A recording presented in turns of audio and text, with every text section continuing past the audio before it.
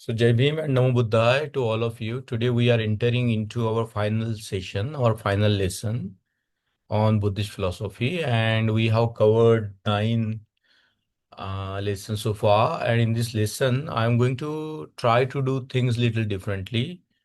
What I'm going to do is I'm going to find out a method and discover or try to understand, is there a Buddhist way of thinking? And that's, I think, is going to be a very important a method to summarize all the nine lectures in a particular manner, so that we have at the end of nine lessons have something as a way of method which we can all apply in our lives. So I will share the PPT now. Okay. And okay. So I titled today's session as the Buddhist method, and we are going to take a long journey from the Buddha to Babasaheb Ambedkar. And what we have realized so far is this, that Buddhist philosophy is not only a body of doctrines. So there are a lot of doctrines, there are a lot of teachings, a lot of narrative stories, a lot of philosophical points, but what we can understand at the end of the day is this, that Buddhist philosophy is not only a body of doctrines, it's also a method of disciplined inquiry. And I think that's very important aspect, that it's not just the collection of beliefs. It offers a method or a means to understand or to live better life, and also to transform ourselves and the world around us. So when we are confronted in the world with suffering, confusion, disagreements, or injustice, how does Buddhist philosophy teach us to investigate? I think that's a very important point. So the method begins with lived suffering rather than speculative metaphysics. I think Buddha is one of the first persons in the world who has not made metaphysics or speculative ideas as the basis of his, offering to the world. He made the inquiry into what hits us all, that suffering, and his method begins with lived suffering rather than speculative metaphysics. And the Buddhist method investigates causes and conditions, analyzes experience, tests concepts and inference, and seeks transformation. I think this third bullet point captures what we are talking about in this particular lecture today, or lesson today. It investigates, or the Buddhist method investigates causes, conditions, analyzes experience, tests concepts and inference, and seeks transformation. And across different schools, the vocabulary changes, but the movement from ignorance towards clearer understanding remains. I think this is a very valid point in a way, because the Buddhist, there are many schools in Buddhism. There is a Theravada school, so Mahayana school. Within all those schools, there are many sub schools, but they all agree or suggest a movement from ignorance towards clear understanding of what it is all about.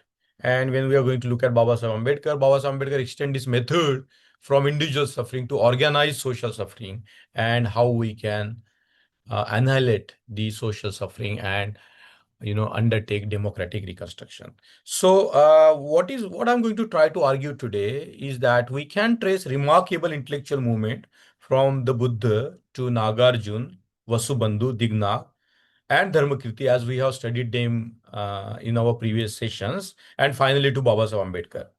So the problem changes, the concepts change, the historical worlds might change. The ancient world was very different from today's world, but again and again we encounter a discipline of inquiry. So wherever we live, whether we live in the ancient world or the modern world or the world to come, the most important thing that we are going to inquire is a discipline of inquiry, as to how we inquire into something and try to understand, and by way of understanding, transform it. So it's about observation. It's about investigating conditions. It's about analysis.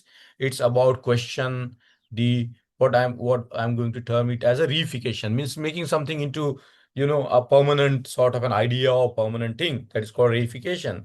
And examine our own minds, examine cognition, test inference, whatever we have taken as a belief, whether it's backed by evidence, and then ultimately based on that transform mind. So transform mind and the world or life. So observe, investigate conditions, analyze, question reification, examine cognition, test inference, and transform life. So this is what I'm calling the Buddhist method. So, you know, uh, we are going to look into that very carefully. So let's move forward. So what I'm going to offer today is a very, not a different way, but what I would term it as a different way to read Buddhist philosophy.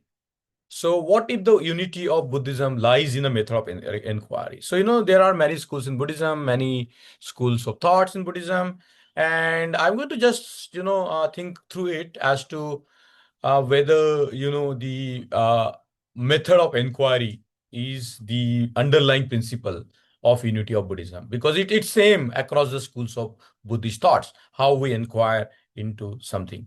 So, usually, when we look at the Buddhist philosophy, it is talked historically, like from Buddha to Nāgārjuna and to Vasubandhu and Dharmakīrti, Dignāga, Babasaheb, Ambedkar, so on and so forth. We take the historical view, and like first early Buddhism, then Abhidharma, then Madhyamaka, Yogacara, Buddhist logic, and so forth. That's very useful because we get to know how Buddhist philosophy developed. But then, Buddhist philosophy is not the museum of doctrines, and we will read our tradition very differently today. So, whenever we encounter a thinker, we will ask three questions. Okay, so what problems does this thinker inherit? What intellectual move does the thinker make? And what new method becomes available because of that move? So, what we are going to do today is we are not going to ask what did Buddhist philosophers believe. Also ask what problem is thinker trying to solve and what method did that thinker use. The Buddha develops diagnosis and causal inquiry. We are going to look into that a little bit. Then later traditions refine analysis, critique, cognition, and logic. This approach reveals continuity without pretending that all Buddhist schools taught the same doctrine. Our guiding question today is, how does Buddhist thought teach us to investigate reality and transform life? So this is what we are going to do. So now let's have our philosophical journey as we come near to our lesson. So let's begin with the wound that we all have, experienced. It's a common universal experience of all human beings. Like dukkha is the starting point, not the conclusion. That's very important, that human suffering is the starting point, but it's not conclusion. As Babasaheb Ambedkar says that if the Buddha had only taught the dukkha, then his Dhamma would be very pessimistic. But the Buddha had taught more. He has talked about or taught about how we can end the suffering. So we have to begin in, bear in mind that dukkha is the starting point, but it's not the conclusion. So where does the Buddha begin? He does not begin with the God, as we have seen. He does not begin with creation. He does not begin with ultimate substance. He begins with dukkha. And I think this is a very important point. This is philosophically very extraordinary because we see the philosophers around us, they speculate on what is the origin of the world, what is the nature of the universe. So all brilliant ideas, good ideas. But they don't hit us directly as the dukkha hits. And that, philosophically very extraordinary. Buddhism begins with a problem encountered in experience. It's very important. The problem of suffering is encountered in experience. So dukkha includes, obviously, obvious suffering like sickness, grief, separation from our loved ones, aging, and death. But it reaches deeper. It reaches much more deeper when we inquire. Even pleasurable things become sources of anxiety because they change, because we cling to them, because we want the impermanent to provide permanent security. That's what all we want. We don't want things to end. If something is making us happy, we don't want it to change at all. And that's, one of the reasons that we suffer. So it's very important that the Buddha doesn't say that life is suffering, therefore despair. He says, in effect, here is suffering, now investigate it. You see, that's very important. Buddha says that, this is suffering, let's investigate it. That small movement changes everything. If Buddha had just said, oh, suffering, we are fated to feel suffering, and, our life is confined to suffering, it would be very pessimistic. So Buddha says, ultimately that here is suffering, now investigate it. As I said, this tiny change has an enormous consequences and it changes everything. So Buddha begins from a fact of experience. He doesn't begin with any metaphysical inquiry. It doesn't begin with any abstract thought. It doesn't, begin with any speculative idea. He begins from a fact of life. Life contains dissatisfaction, vulnerability, loss, and instability. Dukkha includes obvious pain, but also, as we have seen, frustration produced by clinging to what changes. The recognition of suffering is not pessimism, it's a methodological honesty. This is very important sentence. That, when we recognize that there is suffering, it's not pessimism, it's methodological honesty. It begins with where the inquiry should begin, where the method should begin. That's with the fact of experience, and that's the dukkha. So instead of explaining suffering through fate and divine will, Buddhism makes it an object of investigation. It's a very profound sentence. I will find a lot of profound sentences, statements in this last lesson. But this, I think, is very important that Buddhism makes it an object of investigation. The philosophical question becomes what condition give rise to suffering and can those conditions be altered? So you see, as we have seen in the previous lessons, that the things emerge depending on the causes and conditions. Suffering likewise emerges from the causes and conditions. And our question is, can those conditions be altered? So I think we begin with the facts of life. The Buddhist begin with the facts of life. They do not ask about the metaphysical ideas. They do not, ramble in the realm of speculative, ideas. So let's go further. So, one of the ways to look at the Buddha, and that's very helpful to us because that's likewise we can follow the Buddha as investigator. So Buddha is not somebody who is offering us a very speculative doctrine, a belief system. What Buddha is asking us to investigate. So we have experience before metaphysical speculation. This is very profound. I tell you, I underlie it time to time that, Buddhism begins with the real facts, the facts of life. And the fact of life is that, the experience precedes the speculation. And this is how I want you to imagine the Buddha for today's lesson as an investigator. So that's the point that I would like you to bear in mind, that let's look at the Buddha today as the investigator, and likewise how we can follow in the footsteps of the great investigator of reality. So something happens, observe it. So Buddha always says that whatever happens, observe it, be mindful. What was the feeling? What desire followed? What assumptions was operating? What were the conditions? Could the process have unfolded differently? This is very important. That whatever has happened, arisen, look at it, observe it carefully, and see how you felt about it. What were the desires that followed? What assumptions were operating? And what were the conditions? Could the process have unfolded differently? And this is why the Buddha's refusal to become trapped in certain speculative question matters. So, that's what matters, because Buddha asks us to investigate, Buddha asks us to observe, Buddha asks us to be mindfully examine everything. And, because he turns away from the speculative questions, his concern is not intellectual laziness, that, we dream about the reality. It's a methodological discipline. So Dhamma is a methodological discipline. A doctrine earns its importance through its relationship to the problem of suffering and liberation. So suffering, Buddha says ultimately that he teaches only two things, suffering and the end of suffering. So you see, it becomes very grounded in the human reality. It becomes grounded in the fact of our lives. So the Buddhist practice contains something almost experimental. So Buddhism is experimental. When I say Buddhism means experimenting, means, we are not trying to accept anything at its face values. We examine, we investigate, we understand. And when we understand, we try to understand why our understanding is correct, based on what evidences that understanding is correct, and then how we can experimentally see its operating. So you see, what Buddhist practice contains is something very experimental. Observe experience, recognize recurring patterns. There are patterns recognizing in us, sanskaras all the time, and intervene in those patterns and observe what happens, isn't it? So you see, if we were angry, we acted upon it. But instead of that, when we were angry, we were mindful. We tried to understand why the anger arose, and based on that observation and investigation, the things begins to change. Our response begins to change. The transformation takes place.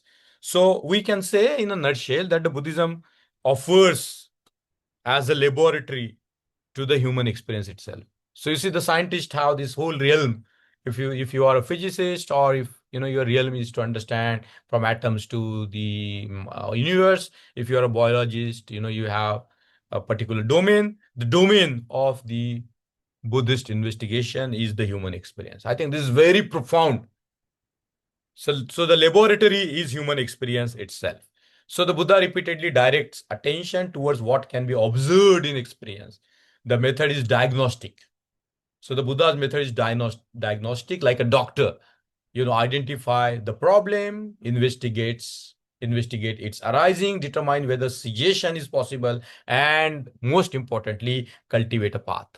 This gives Buddhist philosophy a practical and experimental orientation.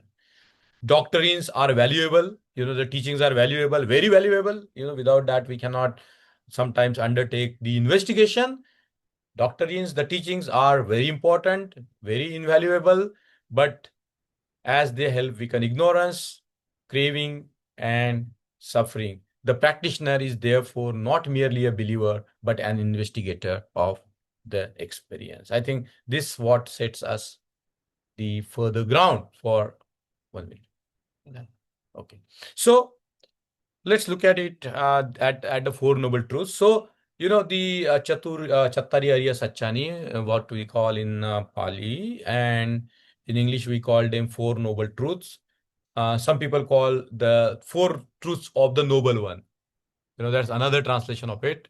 So we are not going to go into the philological study of it, because we are going to look at the method that I'm going to emphasize after 9 lessons that we have studied rigorously. So now look at the Four Noble Truths again. We normally memorize them as the 4 propositions. They are not 4 propositions, but look at their logical structure. Let's look at the logical structure of the Four Noble Truths. So the first is identify the problem, then identify its arising. Third is determine whether cessation is possible. Fourth, develop the means of bringing about that cessation. That resembles diagnosis. It's like a medical doctor. That's why, in China, Buddha is called the great doctor, Maha-physician, Maha, Mahabheshaj. So let me admit a few people, because some people want to join in. Wait. Some people wants to join in, so stop sharing.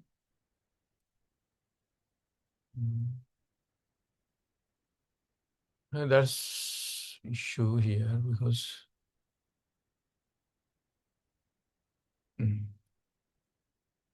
okay.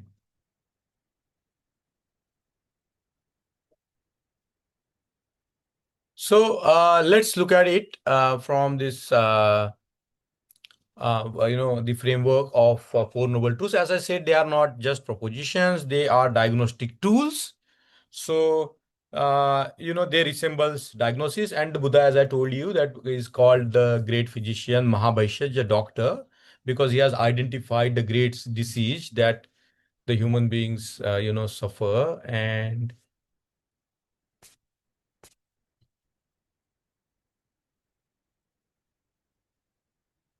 where is this guy?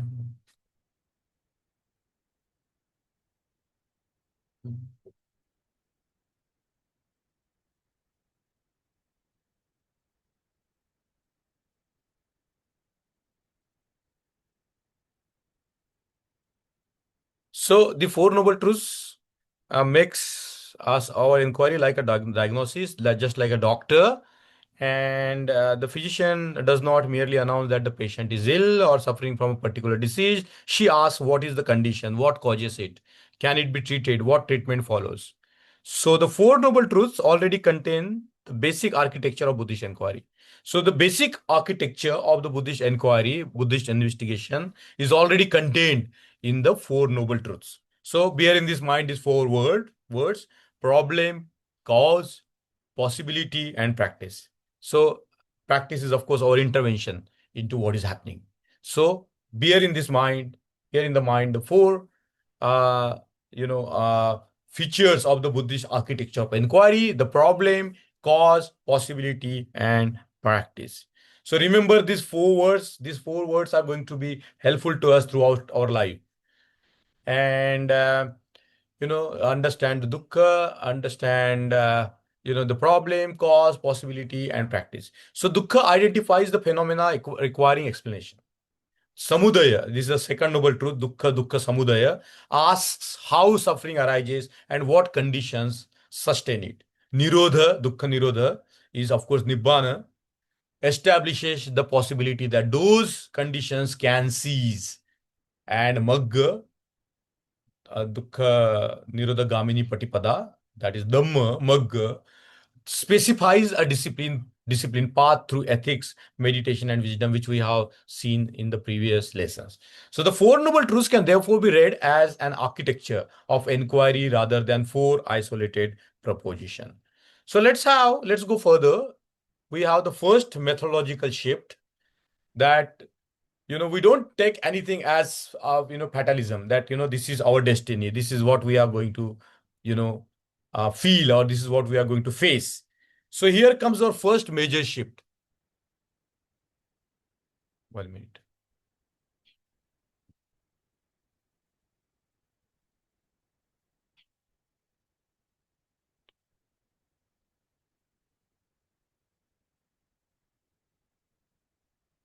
So here we are going to inquire our first major shift, first methodological shift, that is going to help us a lot. From fate to condition. So suppose something painful happens to me, I can ask why me. Most of the times we ask ourselves this question, why me? But instead of saying, asking why me, we can change the question. We can have a methodological shift.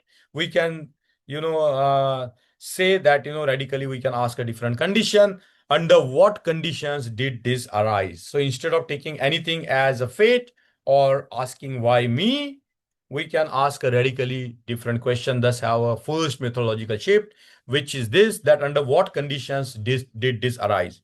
This is the Buddhist move. This is the Buddhist way of understanding the things. The moment we ask about conditions, the phenomena stops appearing inevitable. This is enormously important because a conditioned phenomena has a history. So whatever is happening to us has a certain history, it has a conditioning, it has components, it depends upon something else, dependent origination. And therefore, potentially it can change.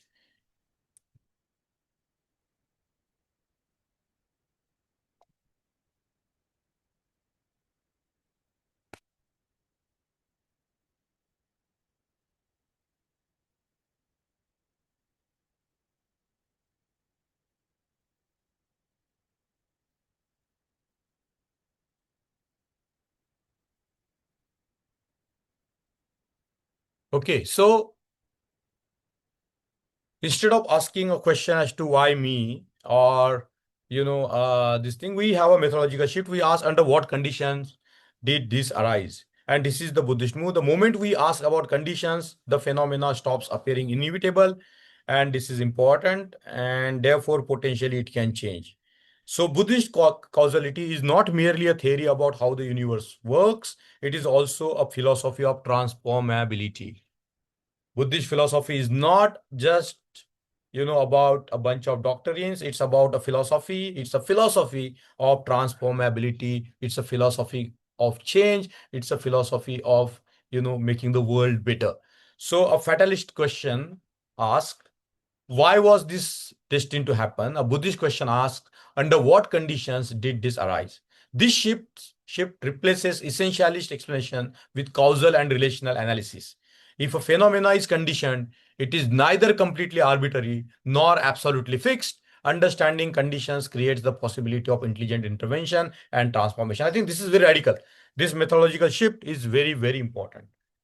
to not take anything on its, on the basis of determinism. In philosophically, it's called determinism, or fatalism, that, this is what was bound to happen. Instead of that, we ask the question, under what condition did this arise? And this shift or methodological shift is very important. It's the beginning of Buddhism, to examine the conditions as to why these things have arisen. So, dependent origination or paticca samutpad, we have studied at length in the previous lessons. And this, of course, brings us to paticca samutpad, dependent origination.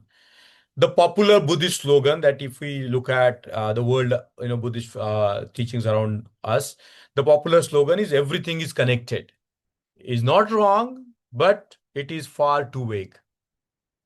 This, we know that everything in the world, universe is connected, but this is, far too vague. The stronger idea is this, that things arise and functions through dependence. So everything arises depending on the causes and conditions. So the stronger idea that we have to bear in mind, instead of everything is connected, is this: things arise and functions through dependence. Dependence upon causes, dependence upon conditions. We have seen many examples of that, as to how things arise depending on the causes and conditions. Dependent upon component parts, dependent upon relationship. Later Buddhist philosophers will even investigate dependence upon conceptual designation. The language itself, depending on the language itself, so much of suffering arise. Depending on the labeling, depending on fixing something, linguistically, can also result in a whole lot of suffering. So this gives us a completely different intellectual habit from essentialism. Let me explain essentialism.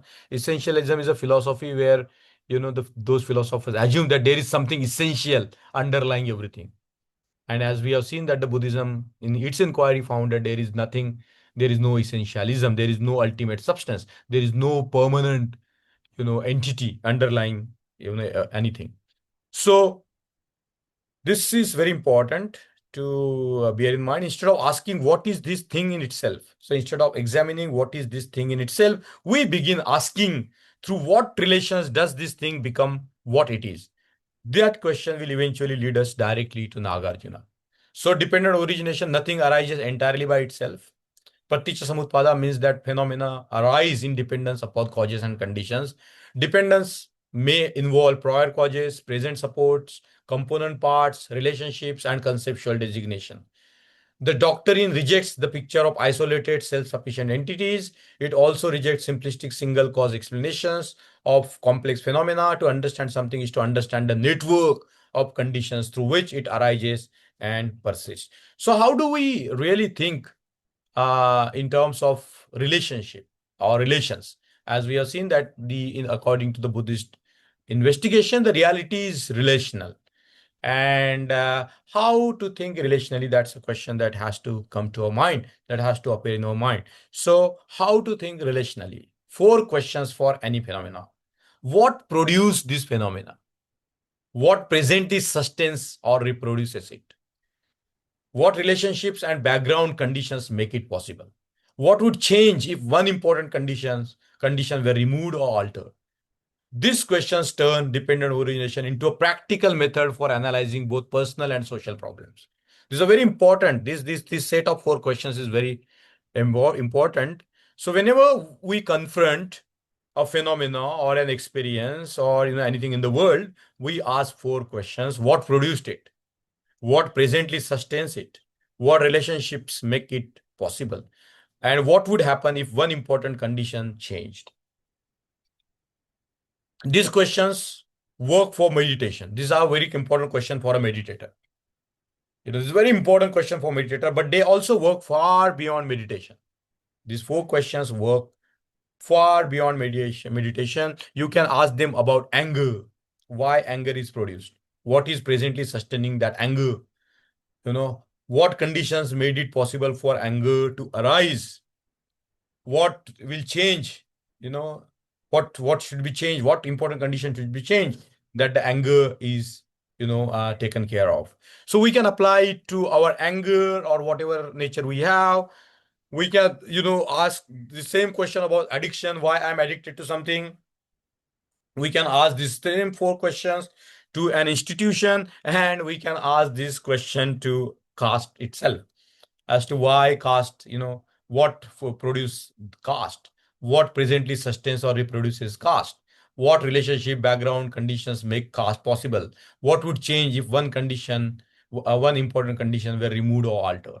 So you see, this set of four questions based on Paticca Samutpad, the relational thinking that we have been talking about, has this shift in thinking relationally has a potential to transform the world.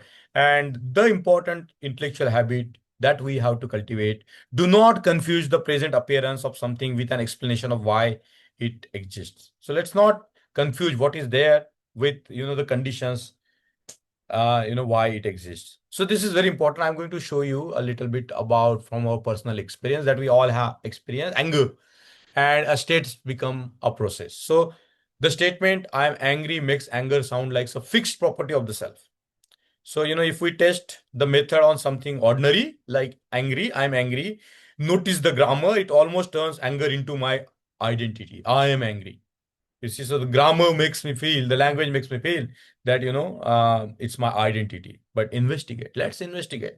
Perhaps somebody insulted me, a memory was activated, I expected respect, my body became aroused because of that, somebody insulted me, attention narrowed, of all the things that I can be aware of, I am focusing my mind on that only. I interpreted the words in a particular way, pride became involved. My sense of ego, my sense of I became involved. I began rehearsing the incident mentally, all the time I'm thinking about it. Why they said this to me, I'm going to bash them, I'm going to do this thing to them, like that. Suddenly, anger is no longer one solid object. We understand anger is a process. And that matters because processes have intervening points. Because if we understand the process, if we understand the anger is not a substance, it's a process, and every process has what is called, what the Buddha would call, we have the intervention points. So if we understand the process, we can intervene. If we understand it as a substance, we identify with it as some kind of perpetual thing, we have no point to intervene. And the Buddhist philosophy, is the philosophy of intervention. It's not the fatalist philosophy. We can intervene. And when we understand it as a process, we get the points to intervene into the process. And perhaps, I cannot instantly command anger to disappear. It might not happen that if I'm angry now, I cannot instantly, do away with the anger, but I may change attention. I may reconsider the interpretation. I may notice bodily arousal. I may investigate the expectation underneath. This is dependent origination becomes practical intelligence. That's how, the relational thinking, that's how the process thinking, that's how Paticca Samutpad becomes the practical intelligence. So the statement "I'm angry" makes anger sound like a fixed property of the self.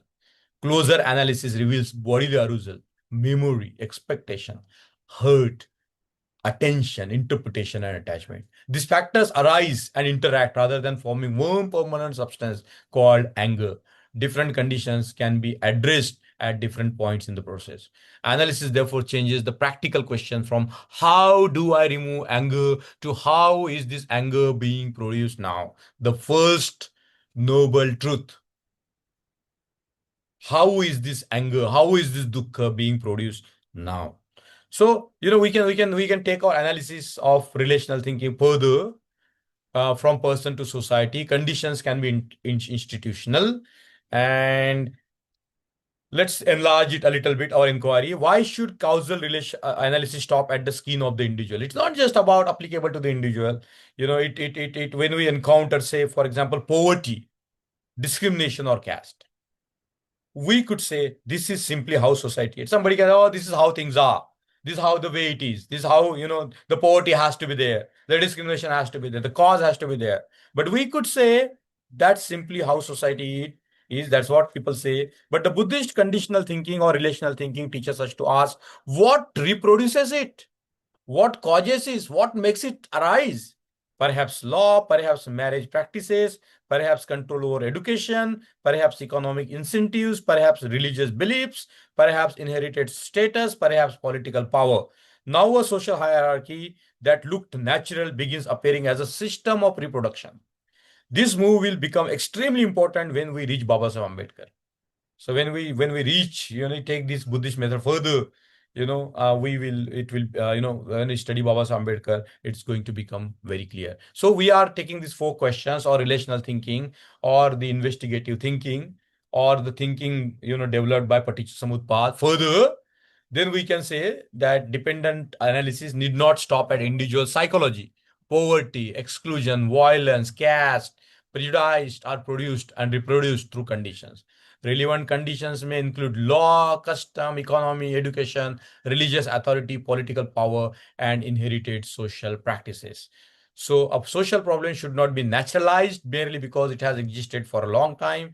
The methodological task is to identify the mechanism through which the institution continuously recreates itself. So, this is, I think, very important to understand. Let's move on further because, we have to cover a lot of ground today.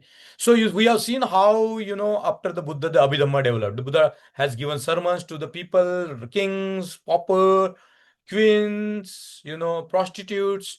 He has spoken, given teaching in narrative form.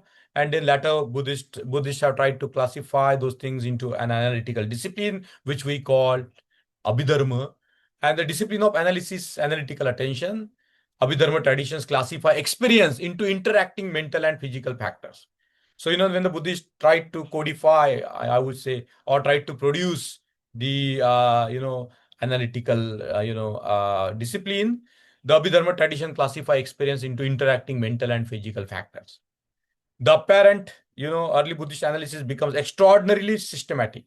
So it's a process of systematizing, and that has happened in the Abhidharma tradition. Their classifications differ. There were a lot of Abhidharmic philosophers, including one of my personal favorite, Vasubandhu. He was a great, great Abhidharmic scholar. He wrote wonderful book on Abhidharma. So their classification differ, and we should not collapse them into one system, but methodological impulse is here. So, the methodological impulse that we are studying, the method, Buddhist method that we are studying, is going to be clear. What appears unified can be analyzed. So what appears as an anger can be analyzed into its constituents. So a seemingly simple experience contains feeling, perception, intention, attention, consciousness, and other factor. Why does that matter? Because the mind constantly manufactures wholes, my sadness, my personality, myself, and Abhidharma asks us to look closer. What precisely is occurring? Analysis becomes a form of liberation from conceptual vagueness. So it's not just that I'm angry. The Buddha asks us to analyze the components, analyze the elements, analyze the interacting mental and physical factors. So Abhidharma tradition classify experience into interacting mental and physical factors. The apparent unity of a person or mental state is analyzed into processes, feelings, perceptions, intention, attention, and consciousness performs distinguishable functions. The purpose of analysis is not classification for its own sake, but clearer observation of how experience is constituted. Analytical precision can weaken attachment to the idea that complex states are simple, permanent, and wholes. You see, the Abhidhamma offers lists and lists, master list. The 51 of this, 52 of that, 6 of this, 7 of that. There are lists and lists. So, there is a very beautiful book in Abhidhamma, which is about investigation of Dhamma. And, it investigates at such a deep level. It's at such a deep level, at the level, if we have studied Shanikvad, it analyzes at the level of, so deeper, so subtle levels. And the book is Dhammasangini. And there is a book of Vibhanga in in Abhidhamma, which analyzes deeper and deeper analysis, deeper and deeper, understanding of something as a very complex thing. And that's why Abhidharmic way of thinking also matters when we are thinking about the Buddhist method. So let's go further. Why analysis liberate us? Why analysis has that power to liberate us? So imagine experience anxiety as one enormous block, like an ice block of anxiety. If we imagine like that, then we say I am anxious. It seems overwhelming, but analytical attention asks, what is actually present? A bodily sensation, an image of the future, We are anxious about something which, anticipate in the future, a memory, a judgment, an expectation, a feeling, an impulse. So, in that feeling of anxiety, we can see all these components. So once distinguished, these factors become easy to understand. This does not mean analysis magically removes suffering, but it replaces an opaque hole with a structured process. And that gives us our next methodological principle. When something appears solid, analyze its composition. This is a Buddhist method. When you find something as a block, as something fixed, investigate, analyze, try to understand what are the component parts of it. So, try to find, understand the structural process. And that gives us our next methodological principle. When something appears solid, analyze its composition. But this creates a new philosophical danger. Is that, do you see the progression? We investigate, we analyze deeply, and everything creates some kind of complexity. And the Buddhist philosopher try to move very methodologically. They move through a very beautiful sequence of ideas, or the methods. So a complex experience becomes more intelligible when its components are distinguished. Feelings is not identical with perception. Perception is not identical with intention. Recognizing these distinctions help identify where craving, aversion, or confusion enters the process. Analysis also shows that what appears stable may actually be rapidly changing configuration. Things are changing fast. We are angry, maybe one day. Next day, our anger subsides. We think that our anger will never go, but it subsides. This is one reason Buddhist analysis can serve both philosophical understanding and contemplative practice. And this is the bridge between the philosophical understanding and contemplative practice. So, but analysis has a danger, and that danger is very subtle. When we analyze, there is no end to that, and the danger is subtle. We analyze experience into categories, then we become attached to the categories itself. You see, that's why the Buddha said that my dhamma is like a raft. Don't, after you make use of it, don't carry it on your shoulders. Now that we have a long way to go before we do that. So we need dhamma, we need abhidharma, we need the Buddhist way of understanding the things. We need meditation, we need ethical practices, we need to have the samadhi. But then what happens if we become attached to the categories? We begin as though saying, do not refine the person, analyze the processes. But eventually we may start refining the processes themselves. We may get caught up in the list and lists, the categories themselves. And our analytical map becomes reality. This happens everywhere in intellectual life. This is what happens in the intellectual life. Whatever concepts that we use, we get attached to them, thinking that they are the realities, thinking that they are real.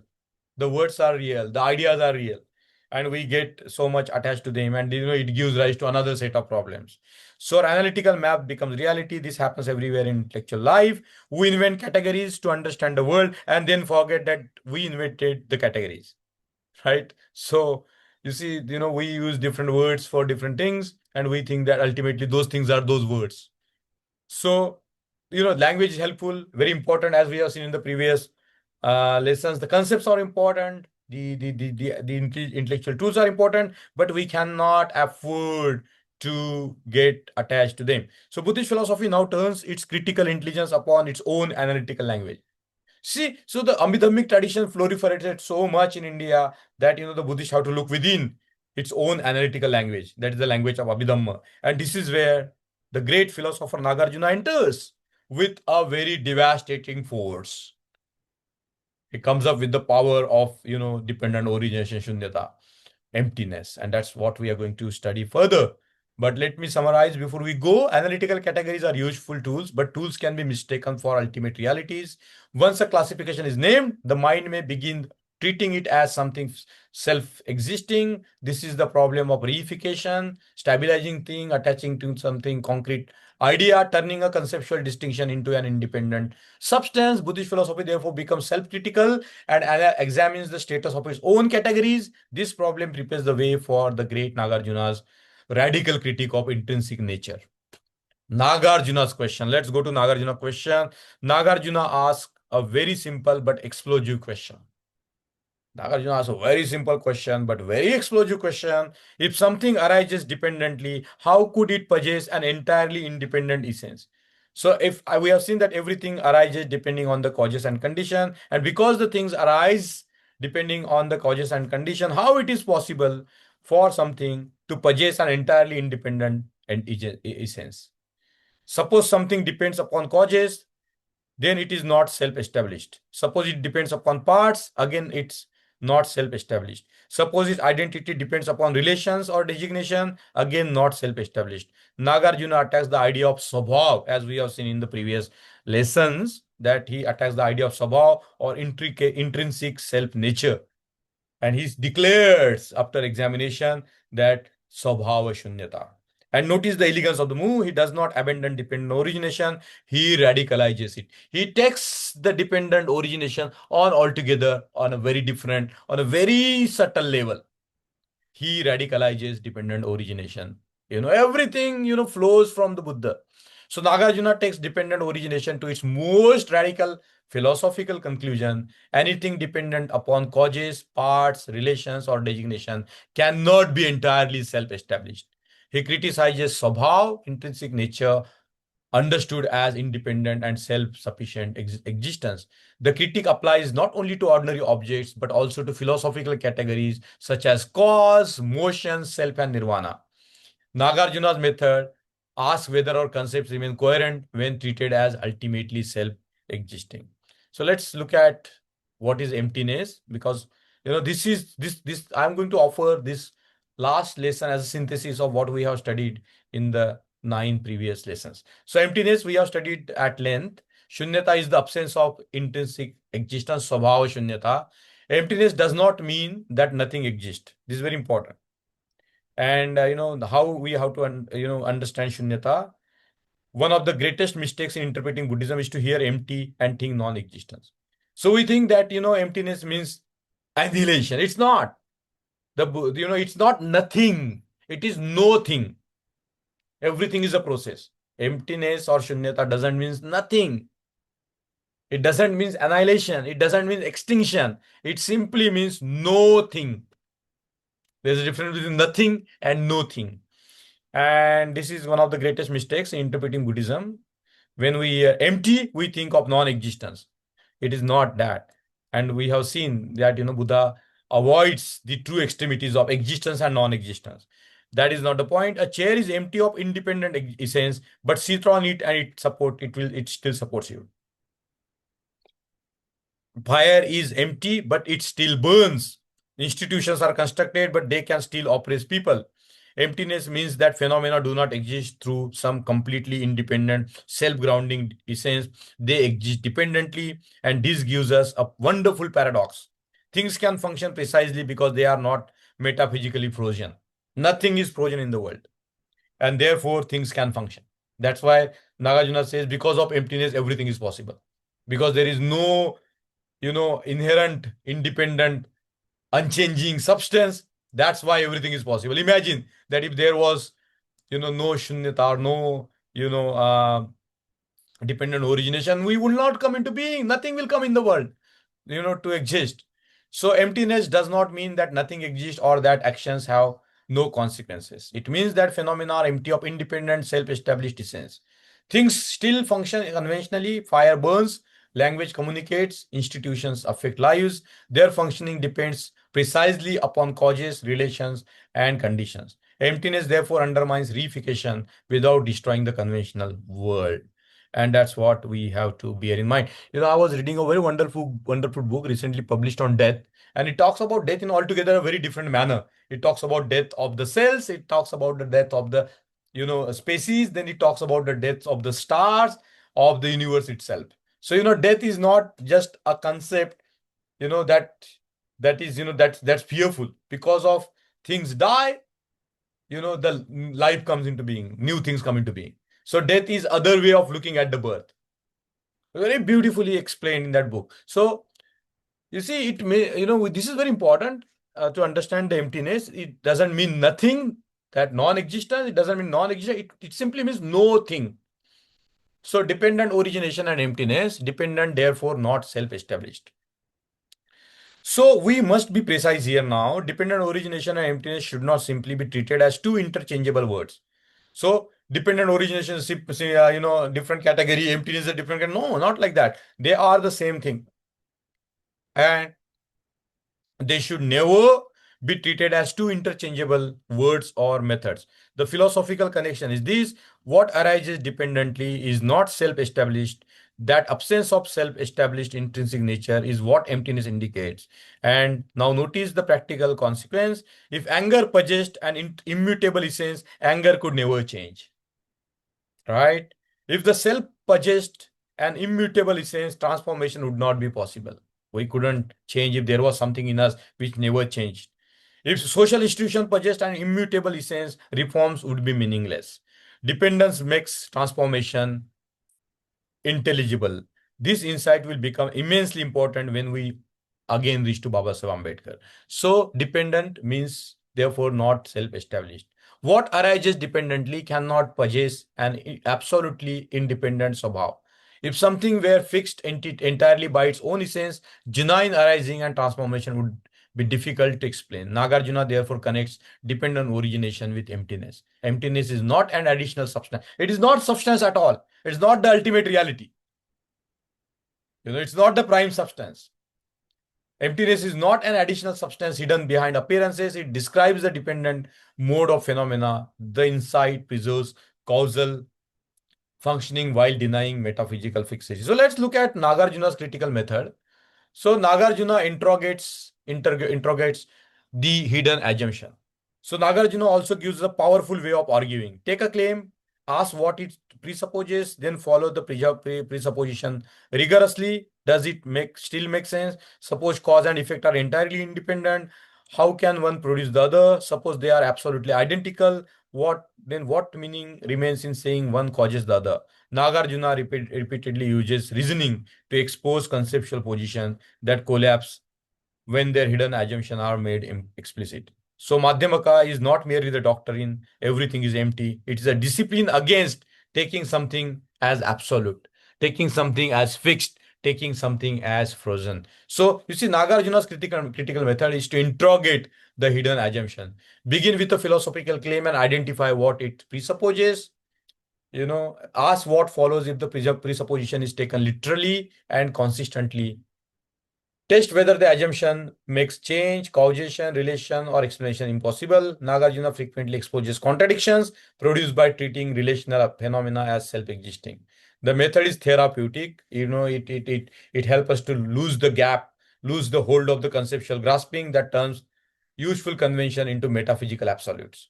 So the method of Buddhism or Nāgārjuna or any philosopher is therapeutic. It helps the human being to heal themselves deeply, to heal their wounds deeply. So let's look at the example of reification in society. Reification in social thought. History can masquerade as nature. So whatever has historically came into being, we think that is absolute, it's nature. But if we look at it carefully, if we bring this Nāgārjuna's method or the Buddhist method into ordinary social thought, consider words such as caste, race, nation, merit, status. These words can begin behaving in our minds like substances. That person has merit, that group is naturally like this, but critical inquiry asks, how was merit defined? Who created the criteria? What opportunities preceded the measured achievement? What institution distributed education and resources? So suddenly what appeared natural requires a history. This is an important methodological lesson. Never mistake historical durability for intrinsic nature. Because something is coming from many years doesn't make it, the intrinsic, phenomena. If we examine it, we can find out why something has come into being. So reification in social thought. History can masquerade as nature. Social categories can also be reified and presented as natural, timeless, or self-evident. Caste, nature, nation, race, merit, and status have histories and depend upon institutions and conventions. To call something constructed does not mean that its effects are unreal. Constructed system can produce extremely real privilege, deprivation, stigma, and violence. A Buddhist critical method asks which relations have been concealed by the language of permanence or essence. So now, after examining the thoughts of Nāgārjuna, recapitulating what he has taught us, we turn to Vasubandhu. So what Vasubandhu says, another problem that might arise, suppose we accept that things are conditioned, how do they appear to us? How we experience the things themselves? We know that the things exist, come into being depending on the causes and condition. Our mind, mental processes, come into being depending on the causes and conditions. But Nagarjuna, Vasubandhu asked a question that is very important, that how do they appear to us? This brings us towards Vasubandhu and Yogacara. The mind is not simply a camera photographing reality. So our mind, as we have seen in the previous lessons, is not simply a camera. It itself creates the reality of the world. So attention selects whatever we attend to, we see, we look at it, that ultimately, changes us. Attention selects, memory influences, habits predisposes, emotions colors, concepts organize. So Buddhist philosophy now deepens its investigation. We must study not merely the object of knowing or knowledge, but also the cognitive process through which the object appears.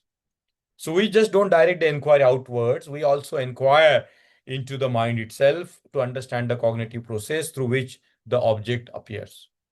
So Vasubandhu and Yogacara or Yogacara, that's what some people say, traditions turn sustained attention towards cognition. The mind is not simply a transparent window through which an already organized world is passively received. Attention, memory, affect, that means emotions, language, and habitual tendencies contribute to how experience appears. This does not require saying that nothing exists outside consciousness. The methodological point is that any account of knowledge must examine the contribution made by cognition itself. Let's look at the example, the rope and the snake. This is a very famous Buddhist example, and it captures this beautifully. Imagine walking at twilight in the morning, early morning, or in the evening. You see something curled on the ground, snake, we think. Fear immediately arises. Then somebody brings a lamp, it's a rope. Now notice what happened. The fear was real, the body reaction was real, but the snake as apprehended was projected. The mind did not invent reality from nothing, it misapprehended something that was there. The distinction between what is present and what cognition contributes becomes crucial. It's a very important example. A rope seen in poor light may be mistaken for a snake. The fear is genuine, mental events, even though the snake as perceived is projected. Error therefore cannot be understood merely by saying that nothing happened. The relevant question is how conditions of perception, memory, expectations produce the mistaken appearance. Insight that correct seeing corrects the mode of apprehension rather than magically creating different word. So let's look at another example. The mind is not a camera. Experience is actively organized by our mind, and our experience is continuously organized. Two people can encounter the same event and notice entirely different things. Why? Different memories, because we all have different memories. We all have different expectations, different emotional states, different conceptual vocabularies, different histories, different studies. This does not mean truth is impossible. It means truth requires discipline. We can know the truth. We can see the way it is. We can see clearly. That's why Samadhi stands at the first in the Noble Eightfold Path, seeing clearly. That's what Babasaheb Ambedkar has emphasized so much in the Buddha and his Dhamma. So we must learn to distinguish what is given from what we have contributed. And that problem leads naturally from Yogacara towards Buddhist epistemology as to how we know something as, as real. How do we know something as, not an imagination, or as, misreading of something. So that's Buddhist epistemology, that how we know something. Epistemology is about how we know something. So, we move onwards. The three natures, we have studied them as pedagogy of distortion and clarity. So the Yogacara teaching of the three nature gives us a very sophisticated framework. You see, you might find some of the concepts not, understandable now, but if we study all these 9 lectures plus this lecture that, brings all these things together as a Buddhist method, you will begin to see, appreciate how we can apply the Buddhist philosophy as a method in our day-to-day life. And that's what I wanted to, direct all our lessons towards. So this is a very important lesson. Have a patience, and you might begin to see how, this the Buddhism has such a great resource for each one of us. So we have seen the imagined nature is a projection, what we impose and then mistake for independently existing reality. Then we have seen the dependent nature is the conditioned cognitive process through which experience arise, and then we have seen perfected nature, the nature of the uh, you know the mind of the Buddha, the perfected nature is that dependent reality. When we understand that the reality appears dependent on causes and conditions, and when we understand it, that's the perfected nature. So these are not three separate universes. Think of three ways of understanding the same cognitive event. Cognitive event: projection, conditioned process, clarity without projection. This is why we call it a pedagogy of distortion and clarity. So the dependent nature refers to projected constructions taken as independent reality, assuming that there is a snake when there was a rope. The dependent nature refers to conditioned flow through which experience arises. The perfected nature is dependent reality apprehended without false construction imposed upon it. The three natures are best understood dynamically rather than as three separate words. They describe movement from projection through causal understanding towards non-deceptive apprehension, samadhi itself. So, this is true about the social projection. A society can mistake its own construction for reality. Now consider how powerful this becomes socially. A society repeatedly tells itself that a particular group is inferior. Children learn it, institutions reflect it, opportunities are distributed accordingly. I am, of course, speaking of caste. The advantage group then suffers the consequences of exclusion, and those consequences are cited as evidence that original type was correct. Do you see the loop? Can you see the loop as to how it is taking place? Projection creates conditions that manufacture apparent confirmation of the projection. This is why analyzing cognition becomes very important. So analyzing our mind is very important, not just for us, but also socially and politically. So, a social projection, a society can mistake its own construction for reality. Social stereotypes are learned through repetition, institution inherited narratives. Once established, they shape perception of individuals before evidence is considered. Institution may then produce outcomes that appears to confirm the original stereotype. This creates a feedback loop between projection, behavior, and social structure. And Buddhist analysis of cognitive construction, therefore, has important implication for prejudice, social hierarchy, and annihilation of caste. So the Vasubandhu and Yogacara philosophy ask us to look into the process of cognition. But then the next phase in the you know, uh, methodological journey is to have, understand whether what we cognize is, reliable or not. Our cognition is reliable or not. Most of the times, our mind is not reliable. So, there comes this great two Buddhist philosopher, Dignāga and Dharmakīrti. This you see the progression, how it's taking place. So there is this epistemological turn. I would call it a revolution. How do we distinguish knowledge from error? So whatever we cognize, how do we understand the reliability of it? So once Buddhist philosophy, like for example, faces this very unavoidable question: if cognition can distort, if our cognition can be distorted, how do we know when cognition is reliable? How do we find that our mind is reliable now? That our concepts are reliable now? That our thinking is reliable now? We need criteria to judge whether our cognition, whether our concept, whether our whatever we have thought about is reliable. We need a criteria, and we need epistemology. We need Dignāga and Dharmakīrti. This is the great project associated with Dignāga and Dharmakīrti. The question is no longer what do I believe? It becomes what entities make me to claim that I know. This is tremendous intellectual advance. Liberation from ignorance requires standards for distinguishing knowledge from error, from samadhi, from mithya to samadhi. So the epistemological turn, once Buddhist philosophy recognizes the possibility of projection, it needs criteria for unwanted cognition. Dignāga and Dharmakīrti make epistemology, and logic central philosophical disciplines. The problem becomes which cognitive episode deserves to count as reliable knowledge.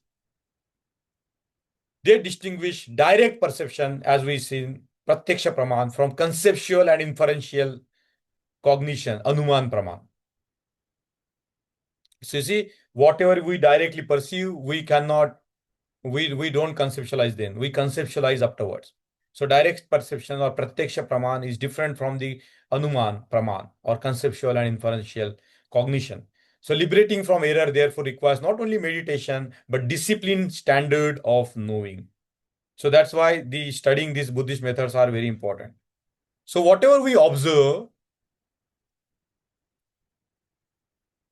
so let's look at Dignāga briefly because we have studied Dignāga and Dharmakīrti at length in the previous session, but today I would like to bring something which can add us, it can add to our training of how we can develop the Buddhist method. So Dignāga separate perception, concept, and inference. He separates what we directly perceive from what we understand, know by inferences.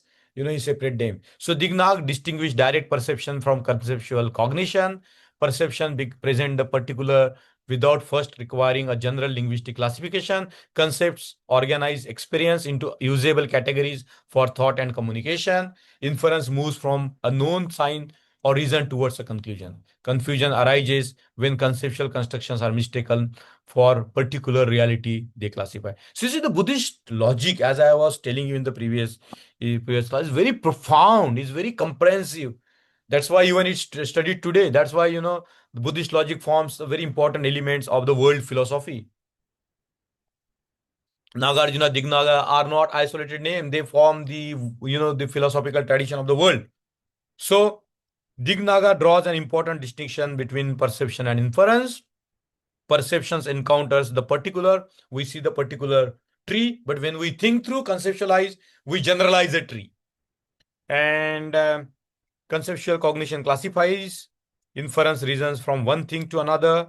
The distinction matters because our concepts are extraordinarily useful, but they are not identical with reality.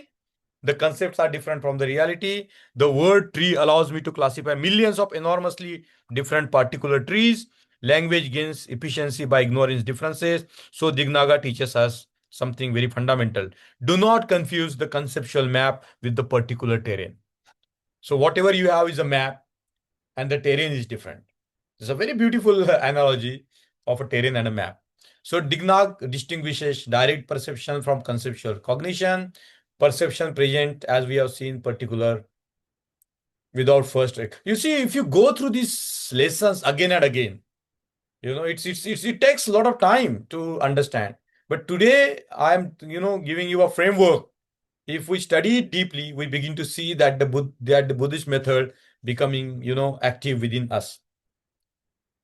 So observation is not interpretation. So observation is different, to put it in the modern words, and interpretation is different.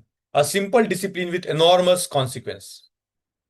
Observation reports, here is simple exercise that can change how you think. I saw a person running. If you see a person running, that is relatively close to observation.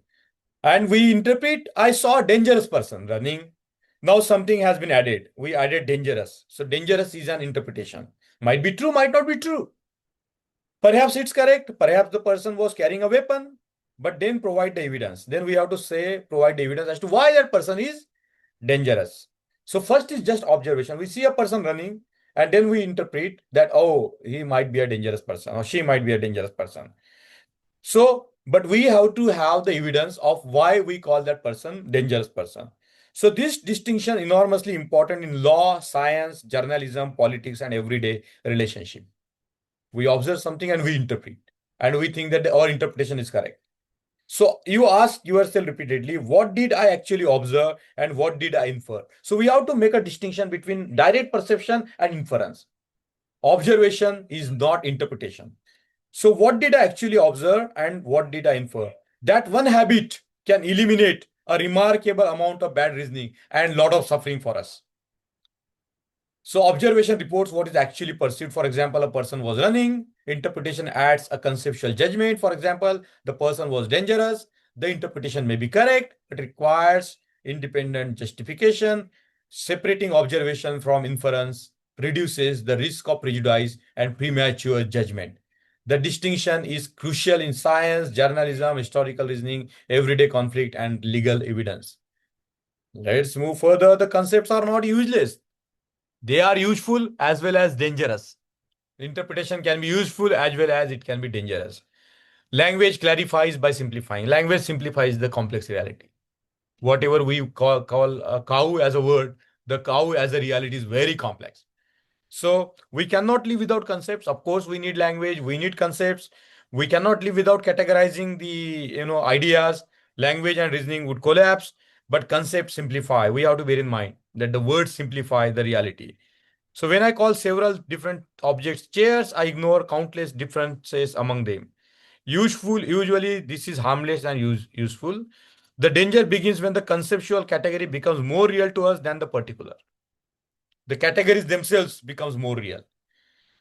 The chair, instead of using it for sitting, we interpret, oh, this is a good chair, this is a bad chair, and then the problem begins to arise. So, this is how stereotypes work. When we generalize, a particular human being. All human beings are unique and particular, but we generalize, put them in a category. This is the class of people. They are all. No two people in the so-called scheduled caste categories are the same. But we put them in the same category. These are all same. So that is how stereotypes work. A person disappears behind a category. So Buddhist philosophy does not demand that we abandon concepts. We do not abandon the concepts. We use them. We demand what is called the conceptual or intellectual humility. This is very important. Intellectual humility is very important. Intellectual honesty is very important.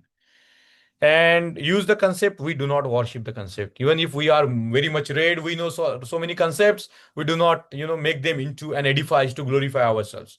So use the concept. Do not worship them. Concepts allow us to classify, compare, remember, and communicate. Every category highlights similarities while ignoring some differences among particulars. This simplification is indispensable, but it can create the illusion that the category possesses an independent essence. Buddhist epistemology therefore uses conceptual thought while remaining alert to its constructed character. Intellectual maturity requires both conceptual competence and conceptual humility. An intellectual has to be always humble. The more we know, the more humble we should be, because we know that the concepts are just the tools. They do not map the reality. The maps are different from the terrain. So let's go into a very important discussion on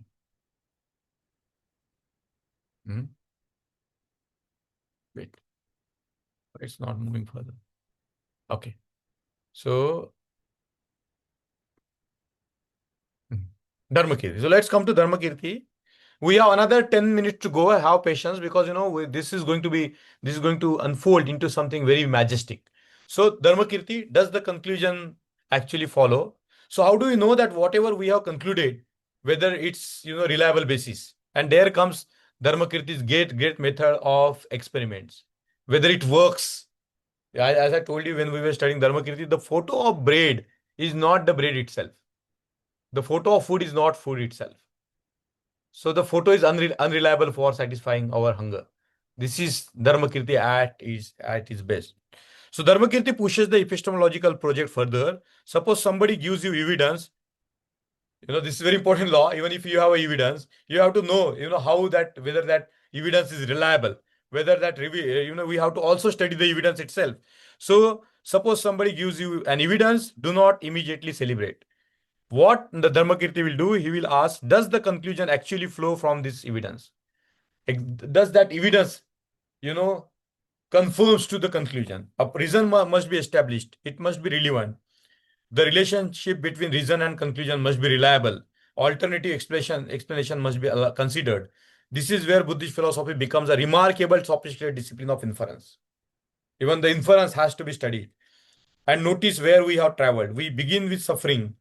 We have now arrived at the logic of justified belief. You see? So, we started our lesson with, suffering, but see how far we have come. to the justified belief, how it's connected with belief. If we change the way we understand the world, it changes, how, our relationship with suffering. So Dharmakīrti, one of the greatest of the philosophers in the world, does the conclusion actually follow? Dharmakīrti develops rigorous standards for inference and justification. A reason is not adequate merely because it sounds plausible or accompanies the conclusion. The reason must be established in the relevant case and reliably connected with what is to be proved. Counterexamples and competing explanation must be considered. Good reasoning disciplines the movement from evidence towards assertion. So 5 tests for an inference. This is what has been given to us by Dharmakīrti's philosophy. Reason must survive scrutiny. So these 5 questions are worth taking into your everyday intellectual life.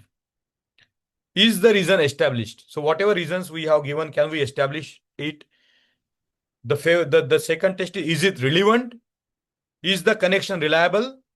Are there counter examples? Is another explanation possible? So whenever you encounter a political claim, a newspaper headline, a WhatsApp message, a historical argument, or even our own strongly held belief, apply this test. Buddhist logic is not an archaeological curiosity. It can become a form of mental hygiene. This is very important for our mental hygiene itself, isn't it? Otherwise, we throw so much trash in our mind because we do not have these 5 tests for an inference. So reason must survive scrutiny. So these 4 questions are very important for our mental hygiene.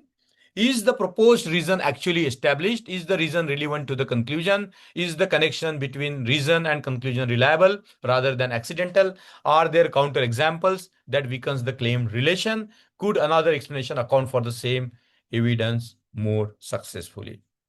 And therefore, reasoning itself is an ethical practice. Do not confine ethics to just your behavior, to how you speak, what you say, what you do. The reasoning is an ethical practice. So bad inference can injure people. Bad reasoning has a potential to create a lot of suffering in the society. Bad inference can create a lot of injury to us as well. So here Buddhist epistemology acquires an ethical dimension. So reasoning or thinking is not separate from, ethics. So here Buddhist epistemology or knowledge, how do we know something, acquires an ethical dimension. Bad reasoning hurts people. Suppose I meet 2 members of a community who behave badly and conclude that the entire community is bad. That is a logical error, but that's what we do all the time, isn't it? We meet a few samples and this is all people are like that.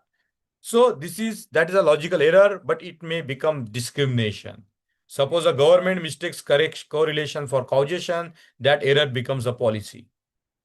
Suppose a judge accepts a stereotype as evidence, that reasoning may affect liberty. Therefore, intellectual responsibility is moral responsibility. See, that's very important. Intellectual responsibility is moral responsibility. How we know affects how we act. Very important. So errors of reasoning are not confined to philosophical classrooms.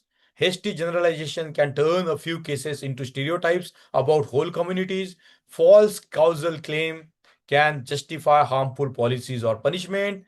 Confirmation bias can protect prejudice from contrary evidence. Epistemic responsibility or intellectual responsibility is therefore also an ethical responsibility. How we reason affects how other people are treated. So let's look at the total architecture, the unified Buddhist method. Now we can see the architecture. Begin with a problem, investigate its conditions, analyze the phenomena, question whether your categories have become reified, examine what cognition contributes, separate observation from interpretation, test your inference, and finally ask what transformation follows from our understanding. This is not a claim that every Buddhist philosopher taught one identical system. They did not. It is the reconstruction of a recurring methodological intelligence running through the tradition. You see how profound, how deep, how sublime, and how practical is this Buddhist method. So the unified Buddhist method, a cumulative architecture of inquiry, begin with suffering or another concrete problem. Investigate the causes and conditions through which it arises. Analyze apparently unified phenomena into interacting processes. Critique reified concepts and examine the mind's contribution to experience. Test claim through disciplined perception and inference. Then translate understanding into transformation. You see, the whole, from dukkha to the, end of dukkha, you can see the whole process with this analysis. And so, but you see, in Buddhism, knowledge is not a destination. I'm going to show you how. Knowledge is not a destination. Knowing something is not, the destination. Insight is measured by transformation. How you are knowing transform the world around you. How you are knowing transform yourself. So insight is measured by transformation. Buddhist philosophy is not satisfied with intellectually correct propositions alone. Ignorance matters. You know, we do not stop at the correct propositions. Imagine somebody who can brilliantly explain emptiness but humiliates everyone around him. That person knows so much, but when they interact with the world, they humiliate. They put people down. So something has gone wrong. Knowledge has not become wisdom. Buddhist philosophy is, emancipatory, is soteriological. Understanding matters because ignorance generates suffering.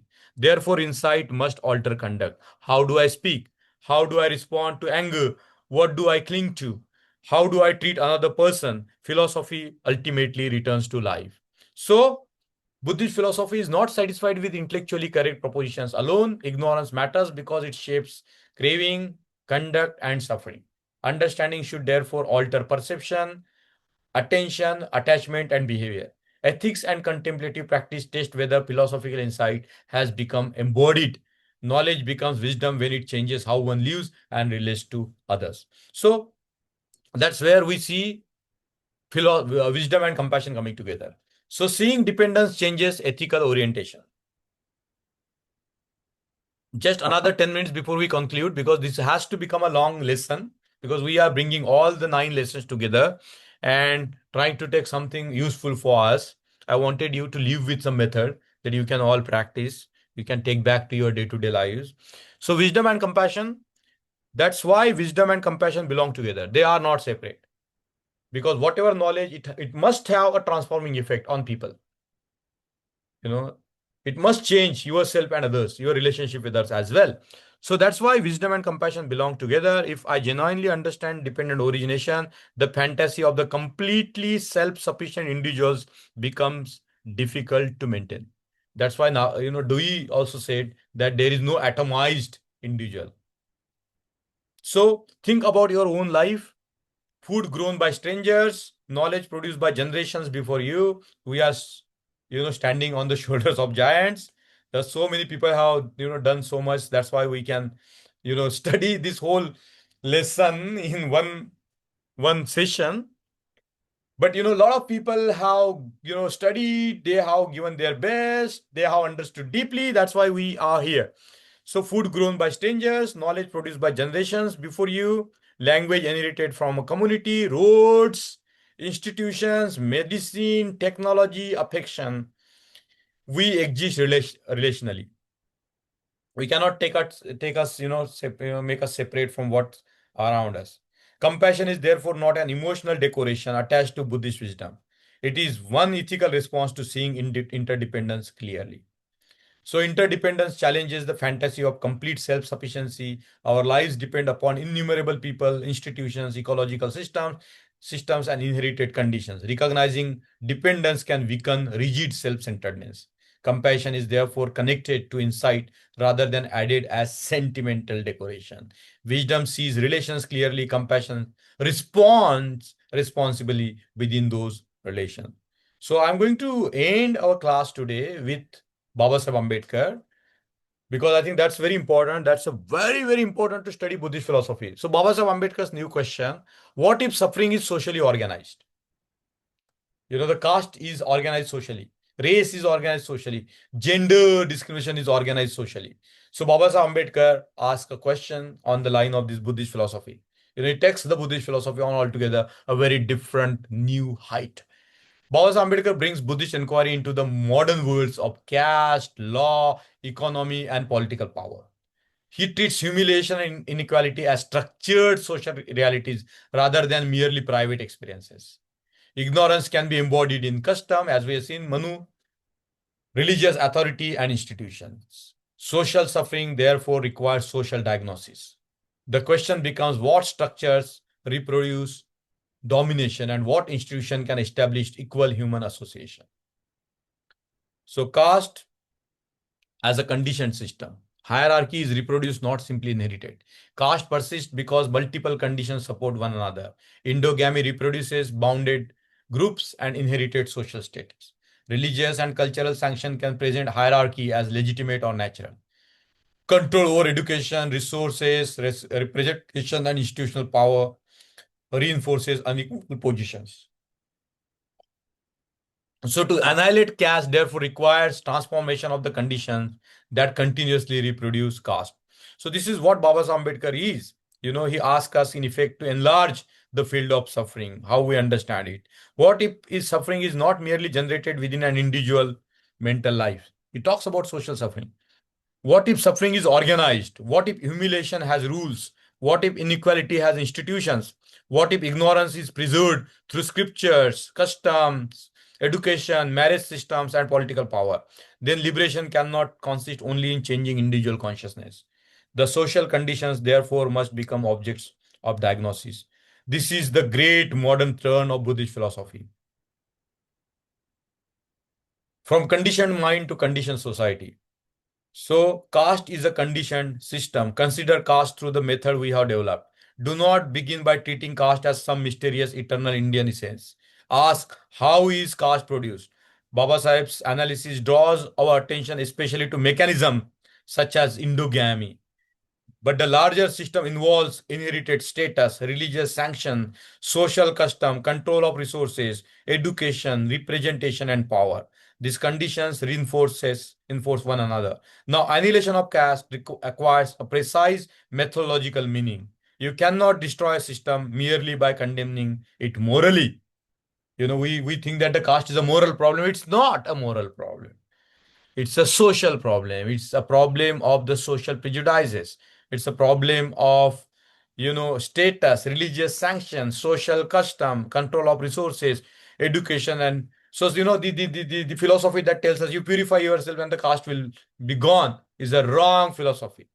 So, you see, we have to bring the institutional change. That's why Babasaheb Ambedkar talks about the mind of the world and, how this society around us has to be transformed.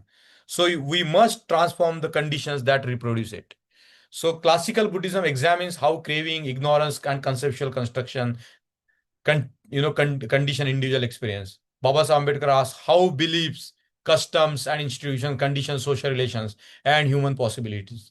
See, Babasaheb Ambedkar has taken the Buddhism to a very different new height.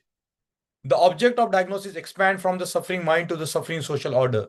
This is an extension of method that we have been developing or we have been studying, not a simple identity between ancient Buddhist categories and modern sociology.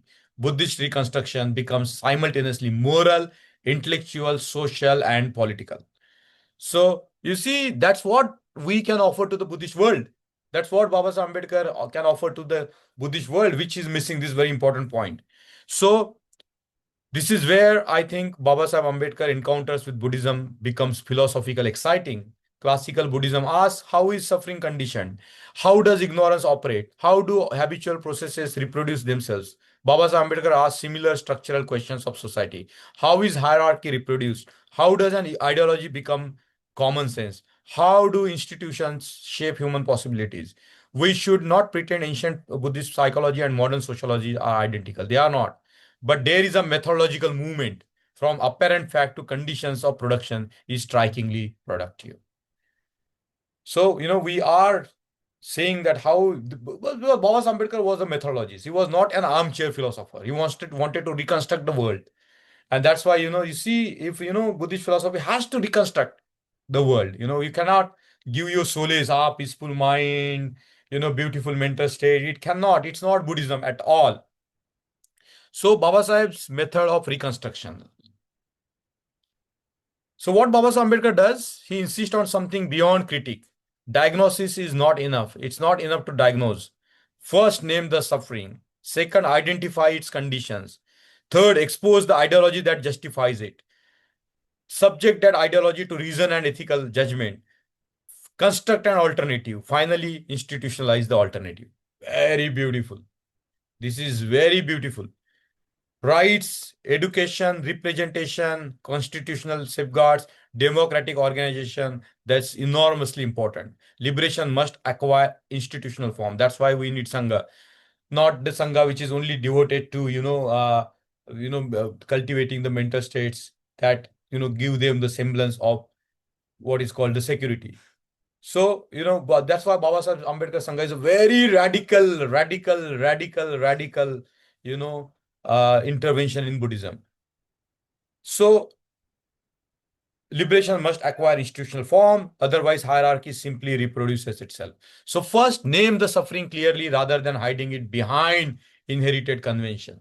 Second, identify the social conditions that produce and reproduce it.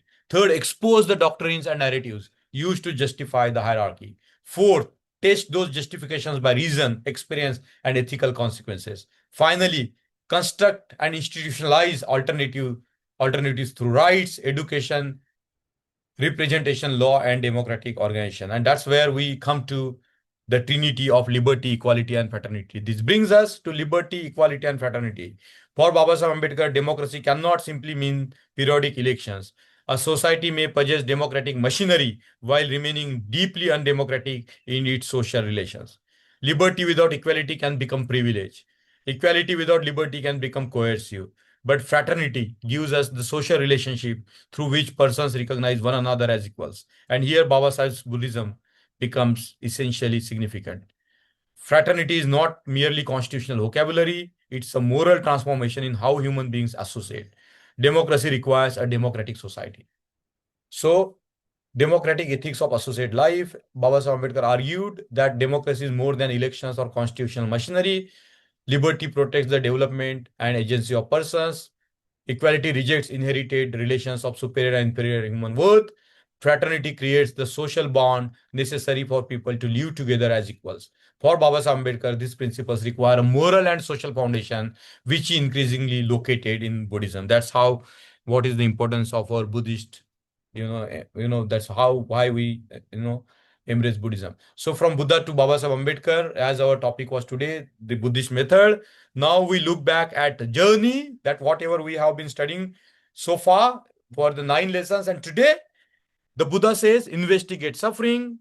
Nāgārjuna says, do not reify what arises dependently. Vasubandhu says, investigate the cognitive construction of experience. Dignāga says, distinguish perception from conceptual construction and inference. Dharmakīrti says, discipline the movement from evidence to conclusion.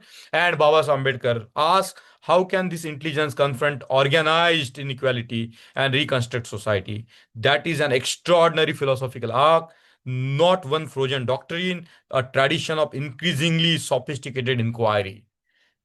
So, one tradition changing fields of inquiry. The Buddha begins with suffering and develops causal and practical inquiry. Nāgārjuna radicalizes inherent origination into a critique of intrinsic essence. Vasubandhu investigates the constructive operations of consciousness. Dignāga and Dharmakīrti established disciplined account of perception, concepts, and inference. Babasaheb Ambedkar brings the method into the analysis and reconstruction of an unequal democratic society. And this is where this is where the method becomes our own. The method has to become our own. So thinking for freedom, we all think for freedom. So I want to end not with a doctrine, but a method which we can all carry away. So this was the point that I was going to arrive at the end of our class, at the end of our 9 sessions. Today is the 10th session, thinking for freedom. So I want to end not with a doctrine, but with a method you can carry away. When you encounter suffering, we all going to encounter suffering. Do not deny it. Investigate it. When something appears as inevitable, search for its conditions. When something appears solid, analyze it. When a category appears neutral, ask whether you have reified it. When something appears obvious, examine what your mind has contributed. When something makes a claim, ask for evidence and test the inference. And when understanding becomes clear, ask what transformation it demands. That's why Buddhist philosophy remains alive. It does not merely tell us what ancient Buddhists thought. At its best, it teaches all of us how to think without clinging, how to know without arrogance, how to act with compassion, how to transform conditions that produce suffering. From the Buddha to Ambedkar, Babasaheb Ambedkar, philosophy becomes something larger than contemplation. It becomes an intelligence for freedom. And perhaps that is the best place to end our course today. Not with the final answer, but with a better way of asking question. So begin with suffering rather than denial. Search for causes and conditions rather than essences or fatalistic explanation. Analyze what appears simple and question what appears permanent. Examine projection, separate observation from interpretation, and test inference against evidence. Turn understanding into ethical practice and social transformation. Buddhist philosophy becomes an intelligence for freedom. So, this is what we have covered. I have created a very beautiful infograph that I'm going to share in the classroom. And uh, 1 minute. So this is what we have done today. I know it was a very long lecture, but you can begin to see that how we can understand Buddhist philosophy, how we can make Buddhist philosophy your own. And I recommend all of you to go through the lessons again and again, not only this, but the previous session, so that we begin to appreciate the grand, the majestic, the sublime, the liberating philosophy that the Buddhist philosophy is. And that's how we connect from Buddha to Babasaheb Ambedkar, the great philosophical arc that comes and handed down to us. And it is not just to appreciate that, we have to use it. We have to make it live. We have to bring it to our day-to-day lives. We have to make it our own. So I will end my class here, and we have taken a long time, but I think we can have you know uh, some deliberations if you like.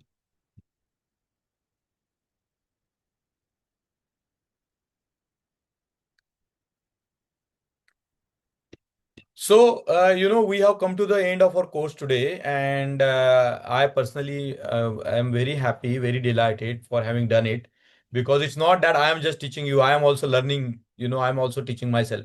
I'm also trying to learn a lot through this. So, this is not just for you, this is for me equally important, more important than, teaching you. So, any comments, parting comments before we end our class today and our course today?